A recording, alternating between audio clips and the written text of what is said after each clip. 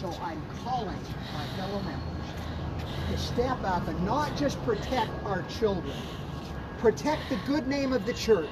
This policy drags the name of our church through the mud. So, the final source of revelation has come from outside pressure.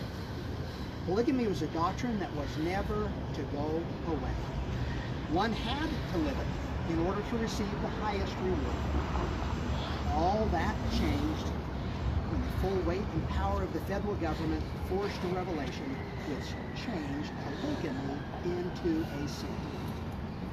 So, now I speak to those who have left the church and who were never members. Please help us. You could be the key to protecting our children. You could be the outside source for the revelation that we desperately need. Please spread far and wide the news that what we subject our children to. Talk to your neighbors, family, and friends. Bring it up in your churches, your synagogues, and your mosques. Where you have friends or family who are considering joining our church, please brief them on the dangers to their children in the Mormon church.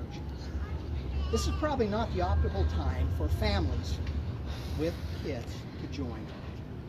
We have a good church. It is my church. But we don't want to see another story written of egregious harm to a child.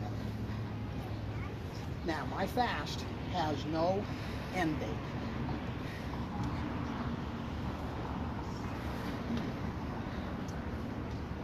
I think something is happening.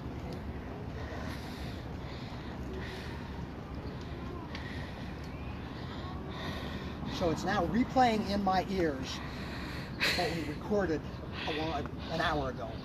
Okay, so with that in my ears, here we go.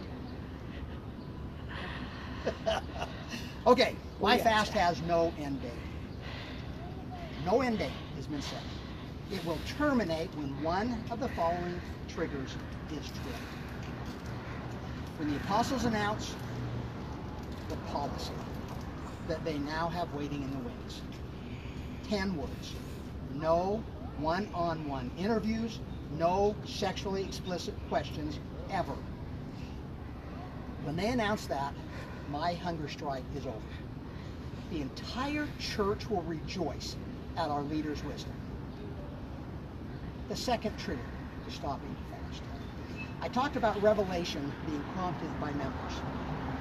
Who I am looking to now is specifically the bishops. When 10 sitting bishops step forward to protect the children in their own wards, my fast ends. When just 10 of the 30,000 bishops openly state that they have implemented this policy in their congregation. No one-on-one interviews, no sexually explicit questions ever. Number 3. Hopefully, the third trigger will not be the fast would end. The pipe says it's done. By the way, we talked about this. The length. She's dead for 21 days. She'll be flying down after 14 days to be with me. But I'm hoping that won't be what ends this fast. Over the next days and weeks, I'll be right here in the shadow of the Salt Lake Temple. Each night, we'll be conducting a temple-side chat with an apostle. It will be an opportunity for people to express their thoughts, concerns, and stories about bishop interviews directly to a caring and empathetic apostle. Tonight we've invited the newest apostle, Elder Suarez.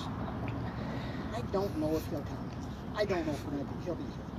But we will have a chair ready and waiting for him. The meeting will roll on regardless of whether or not an apostle graces our presence. Hunger Strike and Spotlight will be an historic event. Something the church has never faced before, something the members have never participated in before. Protecting our children is always the right thing to do. I invite everyone Be a part of history. Be on the right side of history. Do what is right. Let the consequence follow. In this case, the consequence will be a safer environment for all LDS children.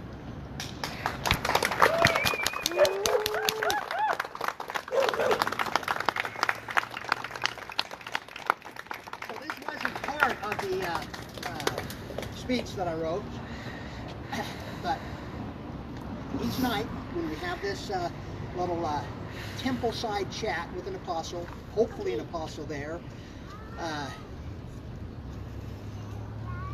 7 o'clock we are going to change the number. Today is day 2 of our action, hunger strike and spotlight. Tonight at 7 o'clock we'll change that to a 3. Now what we don't want is to have that number continue to climb, not for my sake, for the children's sake. This represents the number of days since we started this action that our children continue to be taken behind closed doors, asked sexually explicit questions, shamed into self-loathing, shamed, put at great risk for all kinds of damages that are documented in the thousands of stories that have been provided at this time. So day 2 of allowing our children home. Tonight, I hope I get a call from the apostles, and this won't go to 3. Okay, that's it. Yeah. Woo! Yeah! No questions? So I understand, you know, the plight of what you're doing and why this is important. And just wanting to be involved in the kind of questions that would are being asked to your kids. But, you know, what about instances if, you know, a child or youth or adolescent can't go to their parents about maybe some type of sexual abuse happening to them, and they have faith in their bishops, and those are the people they feel they can go to. So, like, what would you say to instances like that? So I said I didn't want to take any questions, especially hard ones. But that was a great question. Thank you. Okay, number 1, that's if a child wants sexual abuse in the home and wants to go to the bishop and talk about it, that's super. But it should not be one-on-one interviews. And that bishop is not trained to address sexual things with a kid. They're not trained in sexual abuse. I was a bishop. I'm a salesman, okay? I had no training on how to interact with a child with regard to sexual abuse or anything of a sexual nature. So there should be another person in that room. Once he finds out there might be sexual abuse involved, call in an expert. But always have 2 people in that room. I suggest you make it somebody that child trusts. I saw an interview where you talked a little bit about your experience with what got you into this movement with your own child and what was revealed. So I had found out a year ago last March from a good friend of mine that his son was asked about masturbating. His son, in the interview, he masturbated, he had sex with other boys. He ran out of that room, told his dad marched in the room, told the bishop, I will beat you to the pulp if you ever ask my son a question like that again. Well, they quit going to church. Okay. That interview drove them out of the church. Good for them for protecting his son. So a few months after that, well, right after that, I put out on Facebook, is this happening out there? I was flooded with thousands of stories of the horrid damages that have been done out there. I spent many late night hours reading story after story after story that have been sent to me. It's tragic. We can't allow this to happen. Okay, finally I had the courage to ask one of my daughters if she was asked about masturbation. If she was asked a sexually explicit question behind closed doors. So I asked her, were you ever asked about masturbation? She said, yes, Dad, when I was 12. The bishop asked me if I masturbated. I didn't know what it meant. I asked my friends. They didn't know what it was. These are 12-year-olds. So she did what most of us today do when we don't know what something is. She went to Google. I challenge anybody here to go Google masturbation. Here's what she found. She said, Dad, I found what masturbation was. I found how to do it. I found pornography. So we're concerned about pornography. What the heck are we doing? Driving our children to this. Okay, yeah. I was incensed to find out my child, while I'm blithely serving in the church as hard as I can, spending hours every single week serving the church, There's my child behind closed doors. Not just once. I asked her, honey, did you ever have to get all the time? Were the words, she said all the time. That's her memory all the time during those 6 years of being a young woman in our program. I've got 6 daughters.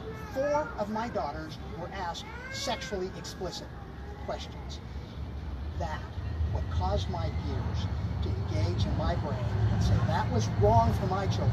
It's sure as heck wrong when you go to the lengths that it's wrong for everybody.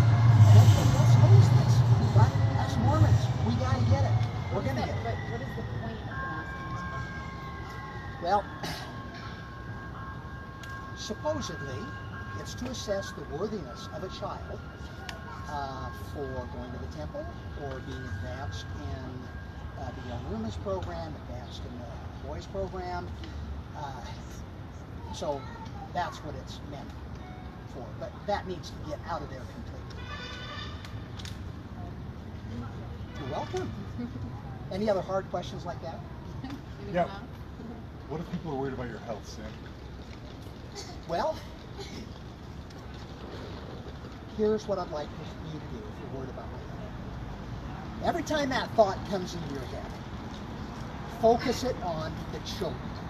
We have children that are hating themselves today. Children that are thinking of suicide today. Children that will be attempting suicide in the near future. And how many suicides is it going to take here in Utah before we wise up about it? So,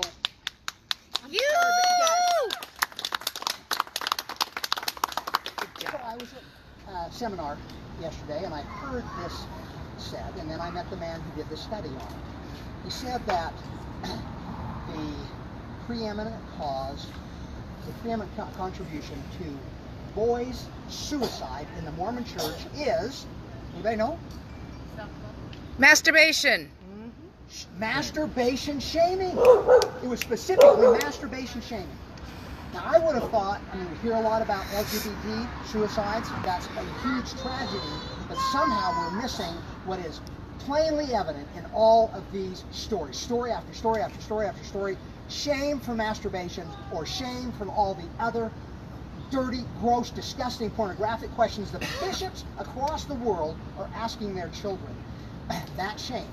We got to get rid of that shame. We need to catch up to the rest of the world that does not shame their children this way, and so they do not have the same kind of suicide rates that we do right here in Utah with our own children. Yeah. Protect your children, my fellow members of the church. So, okay, so there it is. You think about my health, I'm going to be fine. People are watching. My wife's not going to let it go get out of control. You do something, protect our children. My job is the hunger strike. Everybody else's job is the spotlight. Put a spotlight on this. Share things on social media.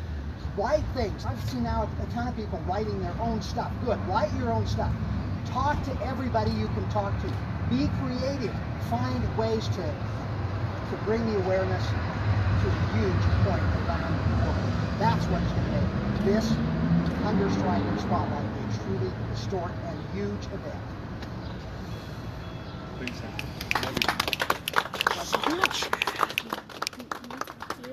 That's it. Absolutely. Let's see. Does anybody want to share their perspective while the live stream's still going? We're with you, Sam. Absolutely. You guys too.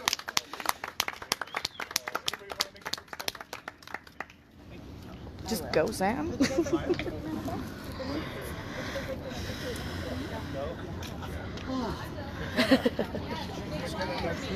I wanted to make a statement. I said yes.